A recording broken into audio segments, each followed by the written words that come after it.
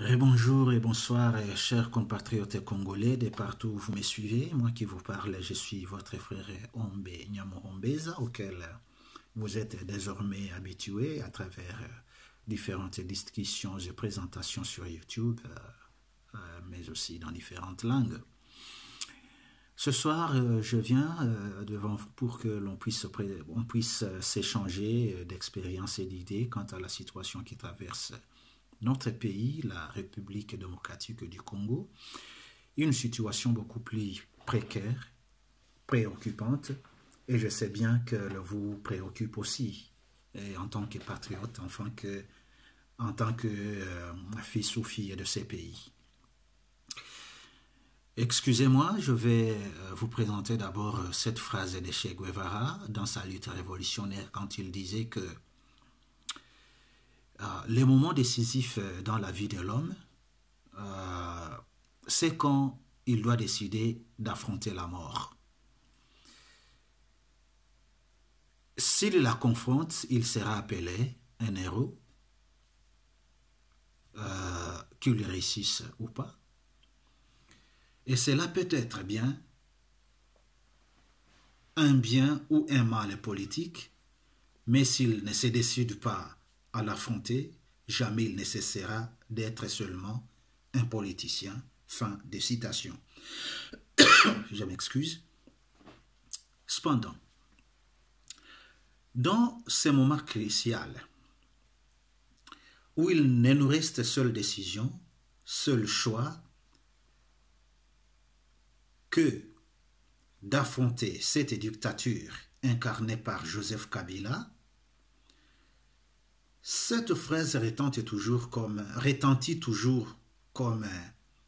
un coup de tonnerre et nous rappelle, n'est-ce pas, combien il est si digne et noble de se battre pour une cause, quel qu'en soit le prix, et surtout quand il s'agit d'une cause comme la nôtre. Revenant un peu en arrière, depuis des décennies, et farouchement, depuis les 2 ou les 3 dernières années, du dernier mandat de M. Joseph Kabila, nous avons vécu des vagues d'assassinats à travers le pays, par lesquels aujourd'hui les fosses communes se comptent en centaines dans le pays de Lumumba.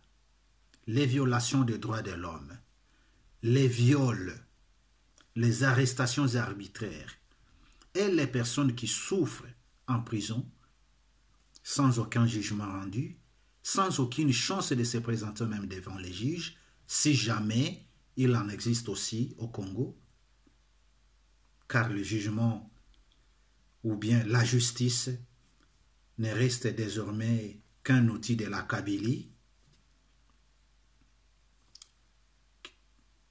duquel il se sert pour anéantir la classe politique congolaise.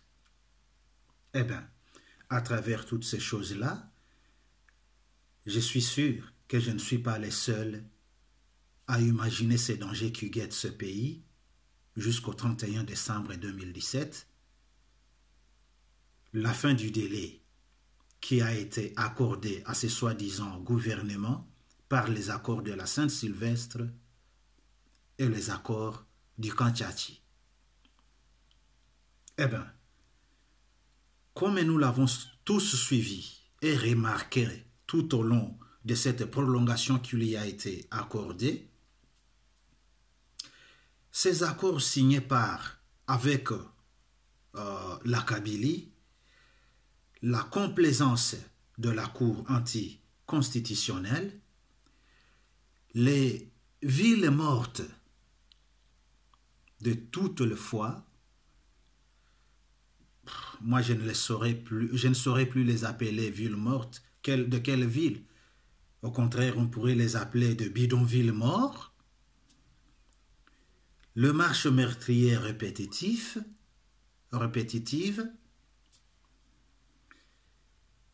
les déclarations sans effet de différentes chancelleries et j'en passe sont restées de mascarade, sont restées de distraction considérable à des routes à sens unique, eh bien,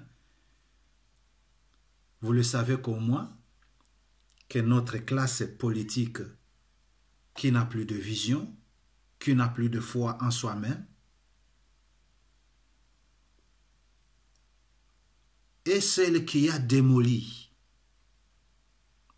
la fondation de toute foi que disposait la nation congolaise, de voir cette fois-ci la première alternance démocratique dans ces pays. Comment? C'est quand ils ont demandé à ces présidents sortants de déclarer qu'il ne se représentera plus aux présidentielles, aux élections présidentielles qui devaient se tenir à la fin de cette même année 2016. Comme si la Constitution ne le prévoyait plus.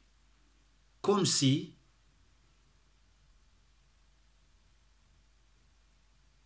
ce n'était pas une obligation. Mais déjà, c'était une obligation prédéfinie par la Constitution. Il n'était plus question de lui demander d'y renoncer. Il devait emballer ses valises et donner cette chance d'alternance pacifique et démocratique, la première à ce pays, le pays de Lumumba. Or, la loi est bien claire sur le nombre de mandats consécutifs que doit tenir le président de la République de ces pays. De même, convenir d'une prolongation de mandat de toute une année de la Kabylie sans dégager de responsabilités et sanctions de la non-tenue des élections dans les délais constitutionnels était, n'est-ce pas, aussi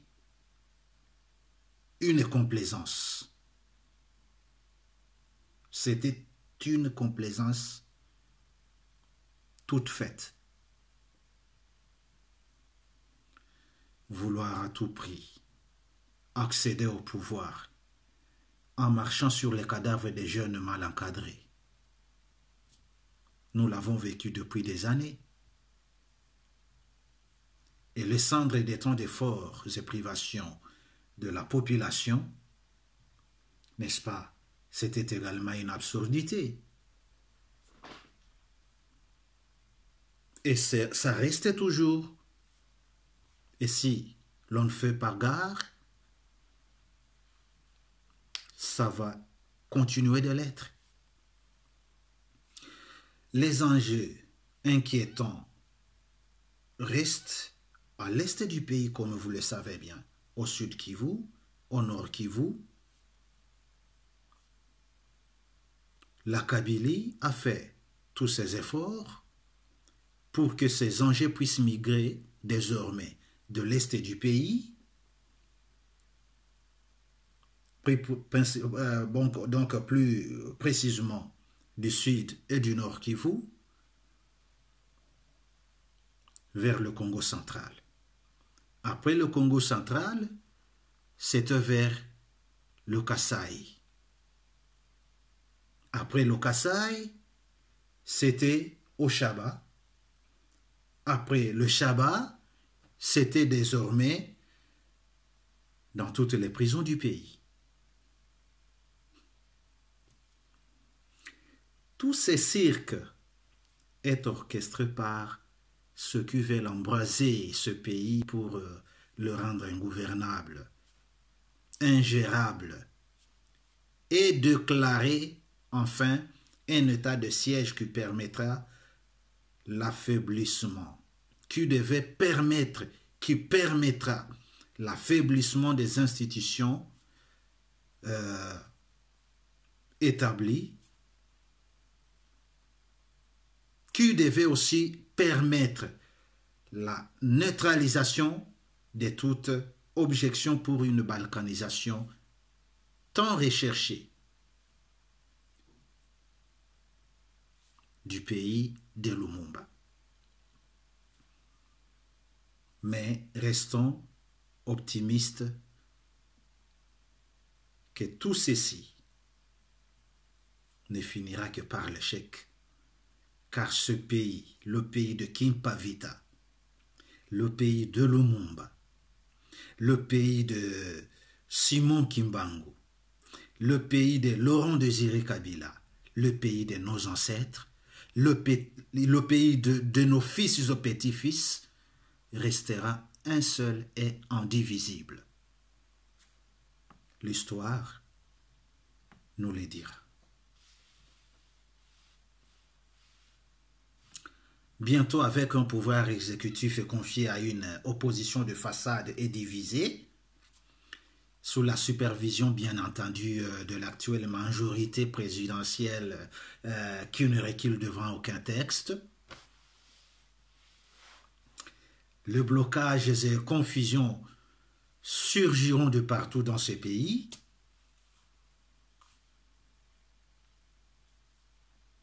Comme Kabila l'aura bien décidé, de confier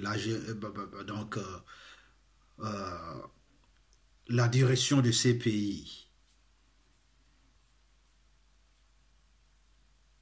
à des personnes tirées de je ne sais gauche-droite, d'une opposition inconnue,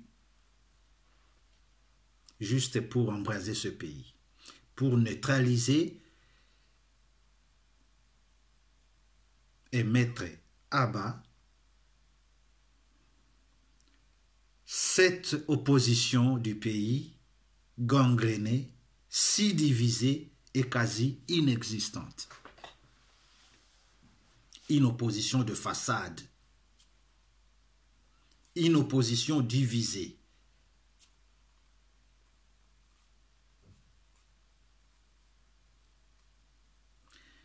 Le même cause et donnant les mêmes effets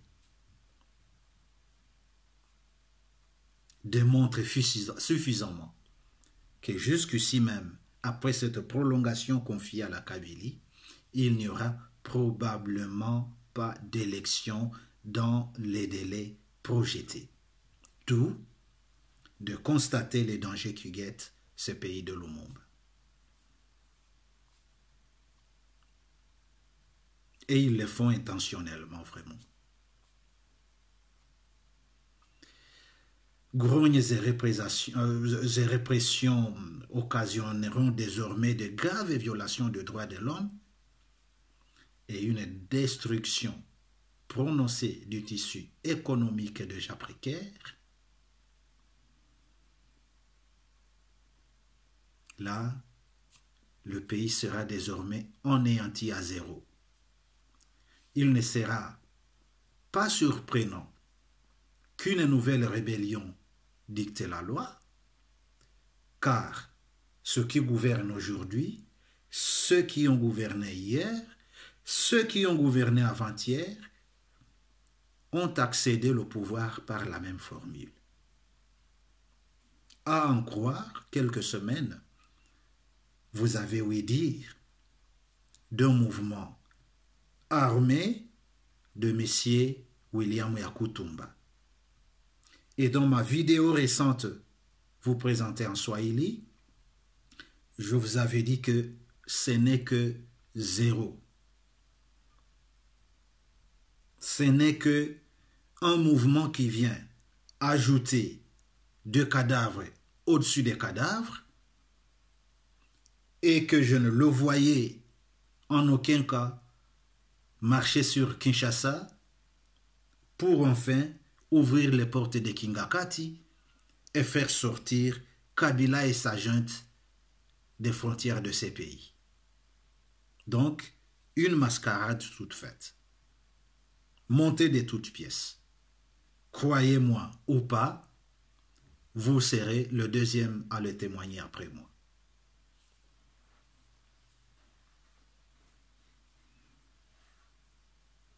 Oui, vous le présenterez.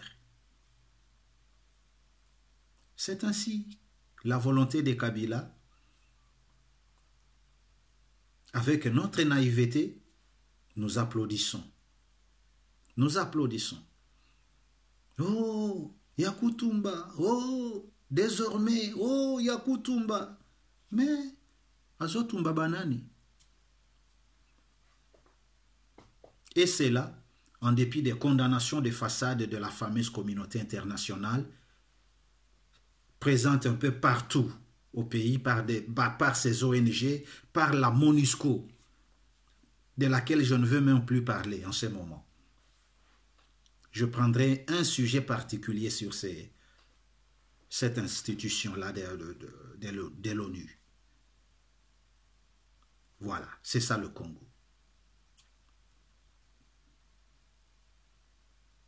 Et après tout, on accusera comme toujours les pays voisins et leurs parrains occidentaux.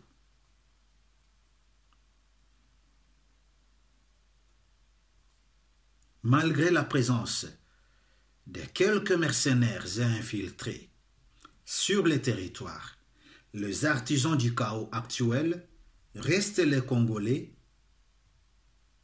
de toute obédience, complaisants à souhait avec le texte qu'ils ont eux-mêmes adopté. Ils ont eux-mêmes érigé et certains nouveaux défenseurs du même torchon des constitutions qu'ils ont rejeté une décennie plus tôt.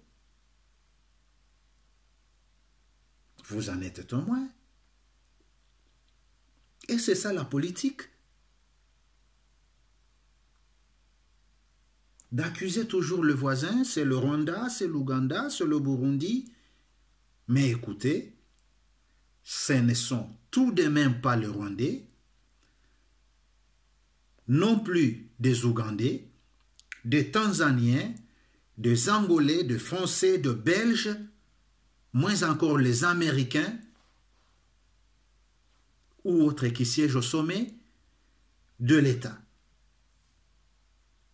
qui siègent au Parlement du Congo, au gouvernement ou au soi-disant gouvernement, à la Cour constitutionnelle, au CENI, dans le parti au pouvoir comme de l'opposition. Certes, infiltrés, on les connaît tous, mais la majorité des animateurs, décideurs et membres des institutions de la République démocratique du Congo sont bel et bien des Congolais. D'où à en conclure que l'ennemi du Congo, numéro 1, c'est le Congolais. C'est le Congolais lui-même.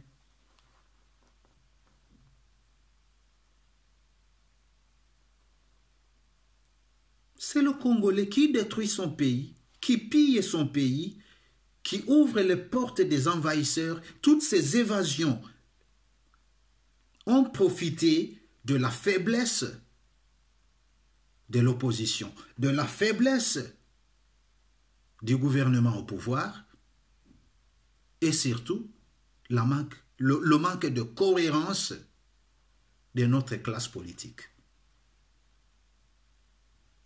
C'est tout ça.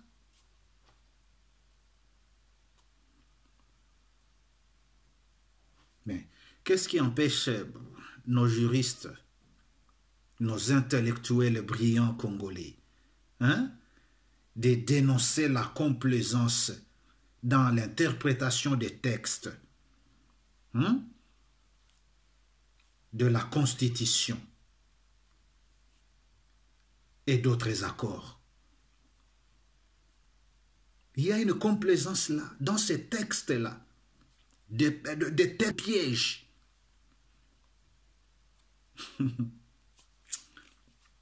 La manipulation des jeunes comme chair à canon, pour des fins égoïstes. Ou bien, n'est-ce pas, d'autres complots meurtriers contre la République. Les gens marchaient sur les cadavres des enfants du pays, juste pour remplir leurs poches.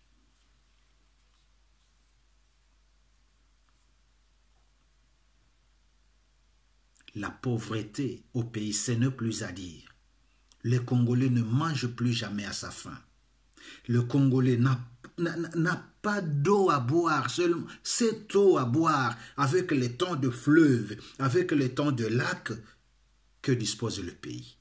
Quel potentiel Dieu n'a pas accordé à ce pays? Le plus riche pays de l'Afrique par ses matières, par son environnement, par sa faune et sa flore,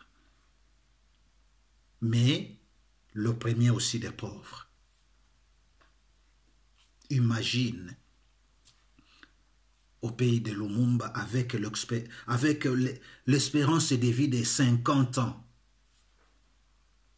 L'espérance de vie de 50 ans. Qu'ont-ils réellement à peindre ou à perdre les acteurs politiques de plus de 70 ans qui se taisent face aux perversions de la vérité et rendez-vous importants de la nation? Juste vos poches, remplir vos poches. Et toute une nation la laisser dans la gueule d'un lion affamé. Voilà. Le jour vient. Le jour vient. Et les frondeurs, votre foi est encore sujet à caution. Il faut qu'on se le dise.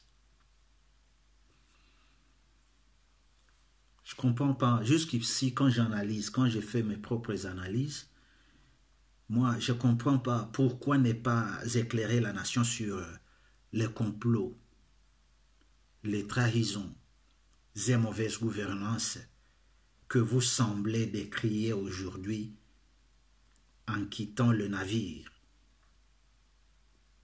en quittant le Titanic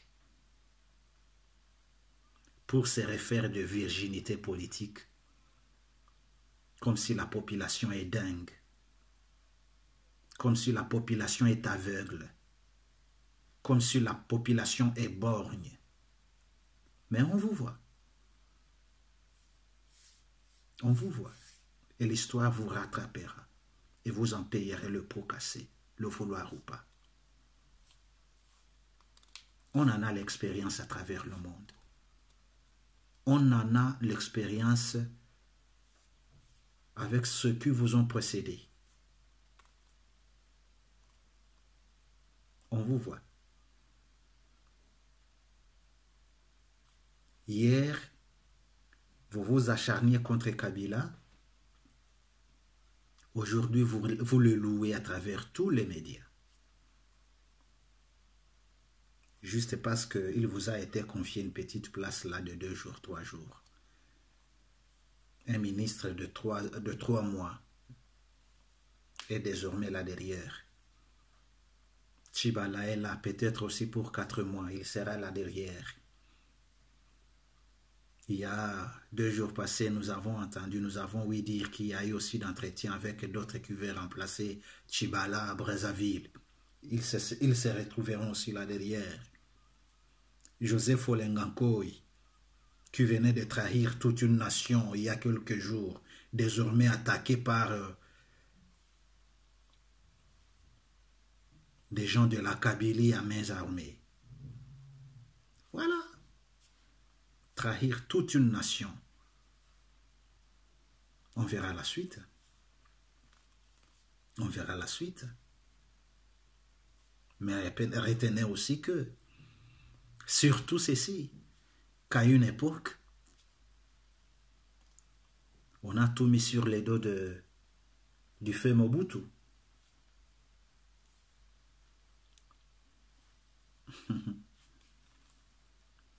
tyran et sanguinaire, mais trahi par les mêmes qui font pire que lui aujourd'hui. Les mêmes qui font beaucoup plus pire que lui aujourd'hui. Et je me demande, quelle sera l'excuse de l'actuelle classe politique congolaise au lendemain d'un vent qui souffle. Moi, je le vois, ce vent-là, qui souffle, qui vient ramasser les ordures.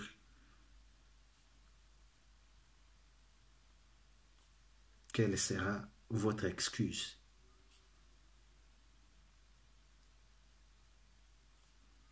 Bien auparavant, l'on disait que les paroles s'envolent et les écrits restent.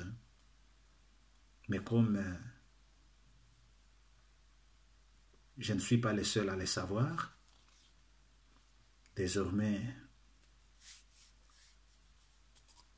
même les paroles ne s'envolent plus. Hein? Un jour, vous serez honteux.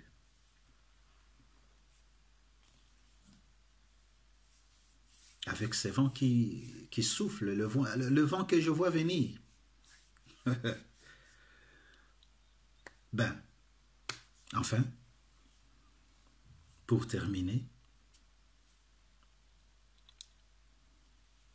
compte tenu de l'expérience que nous avons depuis la Première République dans ces pays, jusqu'à aujourd'hui, l'expérience que nous avons vécue dans d'autres pays, l'expérience que nous avons vécue de certains de nos pays voisins, l'histoire que nous lisons, les histoires, pas l'histoire même, les histoires que nous lisons à travers différents livres,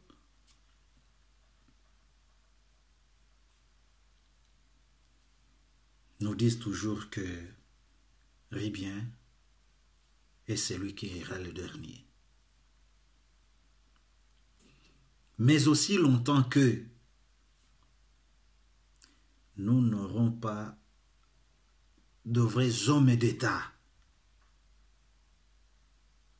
dans ces pays de Lumumba, dans ces pays de Kimpavita, aussi bien que nous n'aurons pas de hommes d'État, de vrais hommes d'État dans ces pays. La défense des intérêts du Congo et le bien-être des Congolais seront toujours décidés par les autres nations, comme on en a vécu depuis des décennies et décennies.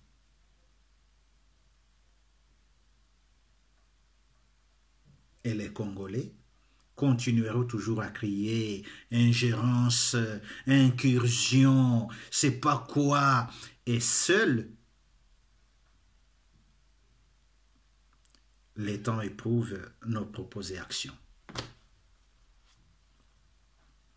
Crier jusqu'à quand? Oh les Rwandais, oh les Burundais, oh les Ougandais, oh la Belgique, oh mon Dieu, l'Amérique. Mais ça va m'arranger quand nous allons aussi crier de nos bêtises. C'est nous qui sommes le premier mal de ces pays. L'ennemi du Congo, le premier ennemi du Congo, c'est le Congolais lui-même. Ceux qui pillent ce pays, le premier sont les Congolais. Ceux qui tuent les Congolais sont les Congolais. Ceux qui achètent des armes et les amènent au Congo, ils ne les amènent pas pour tuer des étrangers au Congo. Ils les amènent pour tuer leurs frères congolais. Ceux qui décapitent les Congolais à la machette, ce ne sont pas des étrangers, ce sont des Congolais.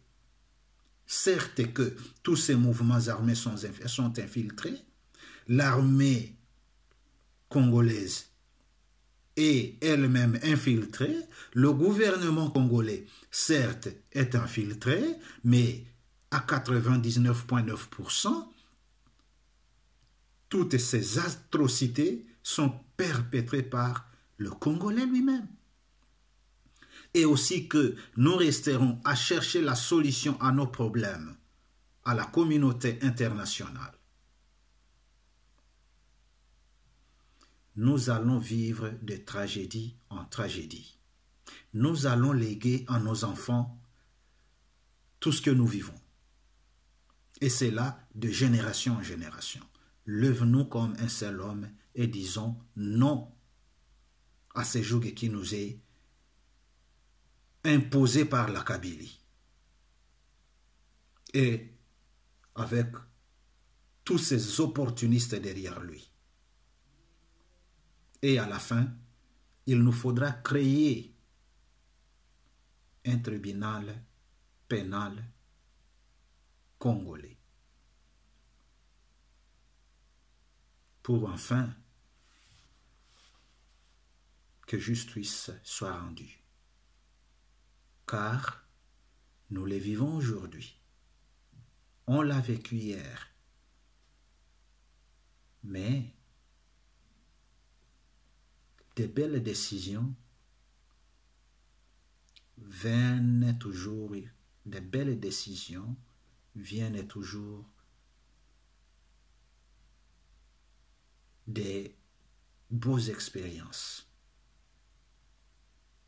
Mais aussi, retenez que toute expérience vient de certaines erreurs, de certaines défaillances. Je m'arrête par-ci, chers frères. Merci d'avoir suivi. Merci de ta réaction. Merci de tes commentaires. Et merci de tes idées. On se quitte en disant à la prochaine.